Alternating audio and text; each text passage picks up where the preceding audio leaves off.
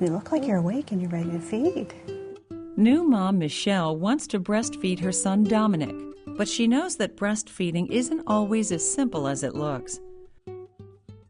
Breastfeeding is a natural experience, but it also has to be practiced and it has to be learned.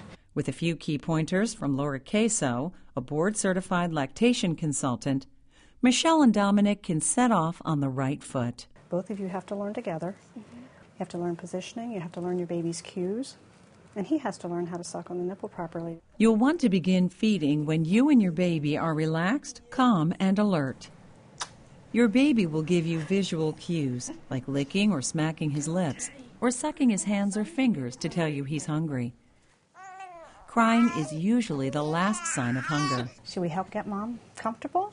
Position to feed you? Pillows can help you avoid back and neck pain and will help you position your baby to be level with your breast. Put in your lap so we can support the baby. The goal is for the pillow to support your baby's weight, keeping his nose in line with your nipple. Use your arm to hold your baby close to you with his whole body facing you. With this hand, I want you to scoop up your breast and hold it like a C, okay? Now see how you have here? That's good with the thumb, but a lot of women make the mistake of putting the index finger too close to the areola. One of the most common problems lactation consultants see is an improper or shallow latch. To get a good deep latch, support your breast and help your baby get the nipple deep in his mouth. And tease the baby with your nipple up and down and wait for the baby to open really wide. Lead with his chin and draw the nipple into his mouth. The nipple should end up near the soft back palate, behind the hard roof of your baby's mouth. You want to bring the baby to the breast, not bring the breast to the baby.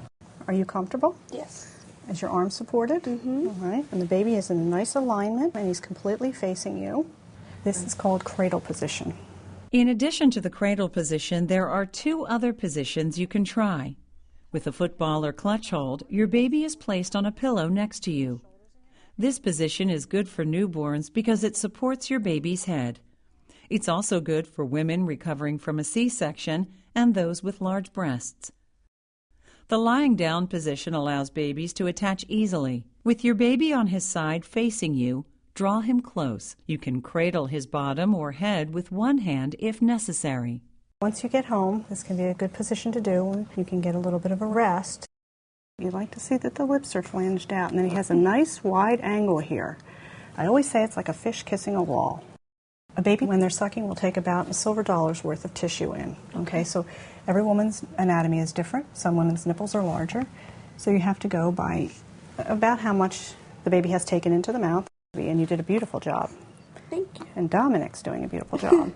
There may be times when you need to help your baby unlatch, such as when you're uncomfortable or your baby's done feeding but is still sucking intermittently. You can help your baby release the nipple by breaking the suction with your finger. So you want to put your finger in the corner of the baby's mouth, and you want to just break the suction and slide the baby off. Good. If your baby's fallen asleep while feeding and you don't think he's had enough yet, you can encourage him to start up again. You can tap the baby under the chin, just a couple little taps just to remind him while he's there, moving the chin on the nipple. And he'll feel that in his mouth, and they'll usually start up a little bit again. It's also normal for babies to go through spurts where they want to feed frequently. They will do some feeding frenzies in the first few days. The baby will want to feed maybe every hour for a few hours in a row. How do I know if he's getting anything or not? The best way to tell is by counting your baby's wet and dirty diapers. About 6 wet and 3 dirty diapers in 24 hours means he's getting a good amount to eat. Other signs your baby's eating well include the softening of your breasts after a feeding and the sounds he makes while feeding. Can you hear him swallow? Good. Means he's transferring milk. And how long will he nurse? Babies can nurse anywhere from 5 minutes to 45 minutes. We try to let the baby tell us how long the baby needs. Most babies will fall asleep and self-detach when they're full.